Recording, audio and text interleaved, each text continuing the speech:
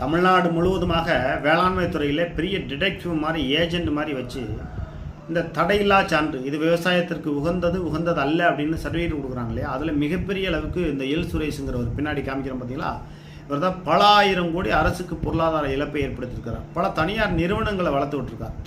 அப்போ அரசுக்கு மக்களுடைய வரிப்பணத்தில் வேலை பார்த்து கொண்டு நீங்கள் அரசாங்கத்திற்கு துரோகம் செய்து மக்களுக்கும் துரோகம் செய்து இப்படி செய்திருக்கிற இவர் பாலியல் ரீதியாக 5 எழுத்து பேர் கொண்ட ஒரு பெண்மனுடைய வாழ்க்கையை சீரழித்திருக்கார். இதுபோக இவருக்கு இப்போ பணி ஓய்வு கிடைக்க போகிறதாம்.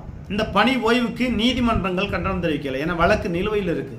5 எழுத்து பேர் கொண்ட ஒரு பெண்மணி வழக்கு போட்டிருக்காங்க. இதை நீதி அரசர்கள் கவனத்தில் கொண்டு இவர் மீது நடவடிக்கை மேற்கொண்டு பணியிடம் நீக்கம் செய்து உரிய விசாரணை செய்து எப்படி சவுக்கு சங்கரை பெண் போலீசார்கள் வைத்து கைது செய்தார்களோ அதே போல பெண் போலீசார்களை வைத்து இவரை கைது செய்ய வேண்டும் அப்படிங்கிறத வேளாண்மைத்துறை அதிகாரிகள் பாதிக்கப்பட்டவர்களுடைய கோரிக்கையாக இருக்கிறது. திமுக கவனத்தில் கொள்ளுமா?